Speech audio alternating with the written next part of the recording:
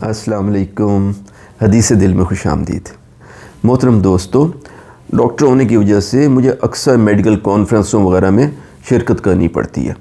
اگر یہ کانفرنس کہیں پاکستان میں منعقد ہو رہی ہو تو اس کا ایک لازمی حصہ کانفرنس کے آخر میں شیلڈ ڈسٹریبیوشن کی ایک تقریب ہوتی ہے، جس میں شرکاء، مہمانوں اور انتظامیہ کے بھی کئی لوگوں کو لکڑی، پلاسٹک یا شیشے کا ایک یادگاری ٹکڑا جو ہے نا وہ دیا جاتا ہے، جس پر کانفرنس کا عنوان اور شیلڈ وصول کرنے والے کا نام بڑے اہتمام کے ساتھ درج ہوتا ہے. اچھا، اس موقع پہ دونوں فریق ایک دوسرے کی سچی جھوٹی تعریفوں کے پل باندھتے ہیں.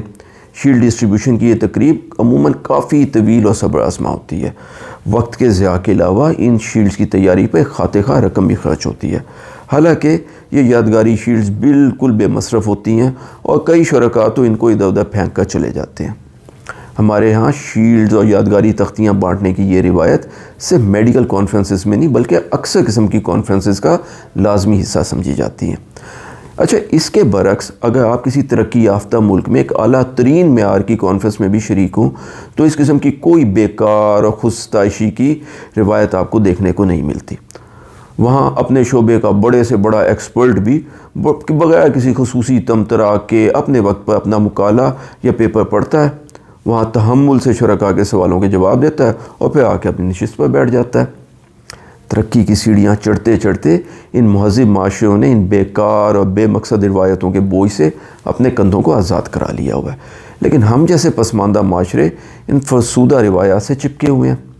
اکثر ہمارے بڑے لوگ، علماء، محققین اور انٹیلیجنشیا بھی اس پسماندگی سے نکلنے میں اپنا کردار ادا نہیں کرتے، بلکہ اس قسم کی تقریب میں اگر ان کی خدمت میں ان کی ستائش سے بھرپور کوئی سپاس نامہ اور ان کے شایان شان شیلڈ پیش نہ کی جائے تو وہ اس کو اپنی توہین سمجھتے ہیں اور باقاعدہ برا مان جاتے ہیں. حالانکہ اسلام تو 1500 سال پہلے ہی اس قسم کی فرسودہ اور بے فائدہ روایات سے آزادی کا اعلان کر چکا. رب تعالیٰ نے پیارے نبی صلی اللہ علیہ وسلم سے فرما دیا تھا کہ الم نشرح لک صدرک، کہ اے پیارے نبی، کیا ہم نے آپ کا سینہ خیر کی ہر بات کے لیے کھول نہیں دیا؟ ووضعنا عنک وزرک، اور آپ کے کندھوں سے تمام غیر ضروری بوجھوں کو ہٹا دیا. الذی انقض ظہرک، جو کہ آپ کی کمر کو توڑے ڈال رہے تھے.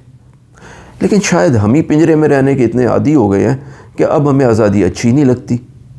اچھا، یہی روش اس سے بھی بڑے پیمانے پر ایک اور شکل میں بھی ہمارے معاشرے کا حصہ ہے.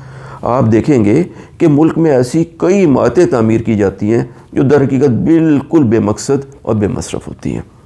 ہر چھوٹے بڑے واقعے، موقع اور شخصیت کو خراج تحسین پیش کرنے کے لیے ہم طرح طرح کے مینار، یادگاریں، لاٹھیں، باب اور نشانات تعمیر کر دیتے ہیں، اور ان کی تعمیر کا تمام خرچہ اور اخراج قومی خزانے سے ادا کیا جاتا ہے، جو دراصل ملک کے غریب عوام کی امانت ہے، جن بیچاروں کو 2 وقت کی روٹی کے لیے بھی کمر توڑ محنت کرنا پڑتی ہے.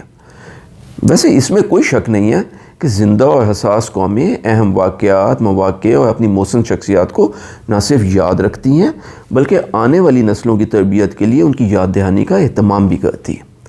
لیکن عزیز دوستو، اس مقصد کے لیے اسی رقم سے کوئی بامقصد، بامانی اور مفید چیز بھی تو تعمیر کی جا سکتی ہے. مثلا ہم کسی محسن کے احسان کے اعتراف کے طور پر کوئی اسکول، کالج، ہاسپٹل، پارک یا پل وغیرہ بنا کر اس کے نام سے منسوب کر سکتے ہیں. اس طرح قوم کے اس محسن کا نام بھی ہمارے دلوں میں جگمگاتا رہے گا، اور جو بھی شخص اس عمارت کی سہولت سے مستفید ہوگا اس کے دل سے دعا الگ نکلے گی، عوامی فلاح کا کام بھی آگے بڑھتا رہے گا.